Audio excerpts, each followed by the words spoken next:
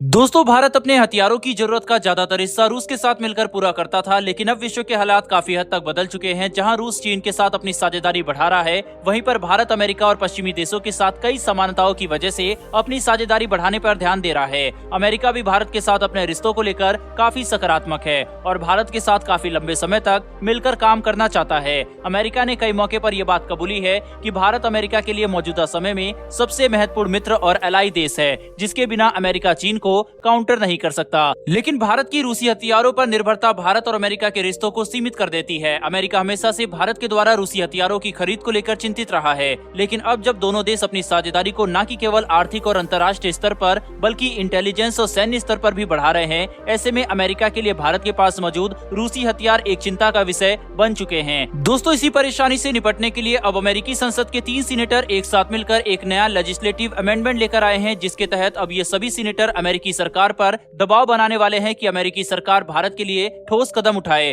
और ये बात सुनिश्चित करे कि भारत रूसी हथियारों की अपनी निर्भरता छोड़ अमेरिकी हथियारों को ज्यादा तरजीह दे। वहीं पर इस लेजिस्लेटिव अमेंडमेंट के तहत अमेरिका की सरकार भारत को प्रेरित करेगी ताकि भारत अपने रूसी हथियारों पर निर्भरता को कम कर सके और अपने हथियारों की जरूरत का ज्यादातर हिस्सा या तो स्वदेशी रूप से पूरा करे या फिर अमेरिकी हथियार खरीदे। अमेरिका हमेशा से यह बात कहता आया है कि रूसी हथियारों पर भारत की निर्भरता की वजह से भारत खुलेआम रूस को क्रिटिसाइज नहीं करता है। वहीं पर न ही भारत रूस के खिलाफ कोई ठोस एक्शन ले सकता है। ऐसे में ये भारत और अमेरिका के संबंधों को सीमित बना देते हैं। इससे निपटने के लिए अब अमेरिका भारत को प्रेरित करने वाला है ताकि भारत तेजी से कदम उठाए और अपने हथियारों की जरूरत को बिना रूस की सहायता से पूरा कर सके। एक तरह से देखा जाए तो अमेरिका के पास रूसी हथियारों का अल्टरनेटिव मौजूद है, लेकिन ये हथियार किस हद तक भारत की जरूरत को पूरा करते हैं, ये कितने प्रैक्टिकल हैं, इस पर हमेशा सवाल उठाए जाते हैं। वहीं पर अमेरिका को ये बात समझनी पड़ेगी कि भारत रूस से हथियार इसलिए भी खरीदता है क्योंकि रूस भारत को अपने हथियारों की टेक्नोलॉजी और असेंबली लाइन देने के लिए तैयार हो जाता है और ये एक ऐसी चीज है जो कि अमेरिका भारत को अभी तक नहीं देना चाहता था।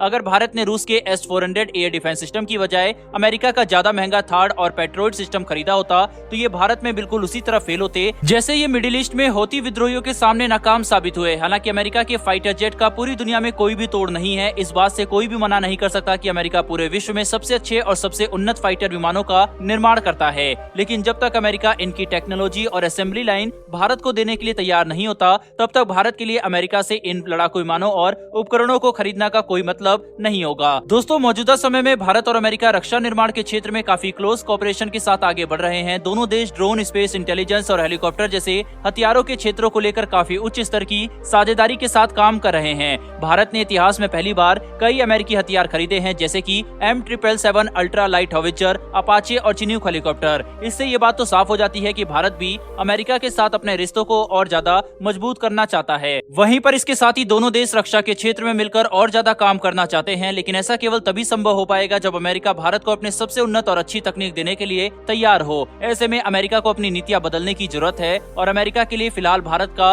विश्वास जीतना सबसे अहम है। हाल ही में अमेरिका ने पाकिस्तानी वायुसेना को भारत के खिलाफ जाकर $450 मिलियन का अपग्रेड पैकेज देने का फैसला कर लिया। इसके ऊपर भारत और अमेरिका के बीच में काफी विवाद भी हुआ, लेकिन अभी तक अमेरिका ने अपने इस फैसले को वापस नहीं लिया है। इसके अलावा ईरान से तेल खरीदने के इल्जाम में अमेरिका ने एक भारतीय प्राइवेट कंपनी पर प्रतिबंध भी लगा दिया। दोस्तों, अब जाहिर सी बात है कि अमेरिका के इन कदमों को भारत बिल्कुल भी पसंद नहीं करेगा और हुआ भी बिल्कुल वैसा ही। भारत ने अपना विरोध जताया और अमेरिका के साथ इस मुद्दे के ऊपर बातचीत भी की, लेकिन अभी तक इसका कोई भी हल नहीं निकला। कुल मिलाकर देखा जाए तो भारत और अमेरिका के रिश्ते काफी ज्यादा अहम है, न कि केवल इन दोनों देशों के लिए बल्कि पूरे विश्व के लिए, क्योंकि चीन को काउंटर करना भारत और अमेरिका का लार्जर एम्बिशन है। लेकिन ऐसे छोटे छोटे मुद्दे और अमेरिका के द्वारा उठाए गए बेफजूल के एक तरफा कदम भारत और अमेरिका के बीच में विश्वास की कमी को पैदा कर रहे हैं। हम सभी ये बात जानते हैं कि बिना विश्वास के किसी भी रिश्ते का कोई भविष्य नहीं होता। इसीलिए अमेरिका को अब ये बात समझनी पड़ेगी कि भारत के इंटरेस्ट के खिलाफ जाकर और बिना भारत से बातचीत किए एक तरफा कदम उठाते हैं तो इससे भारत और अमेरिका के रिश्तों को नुकसान होना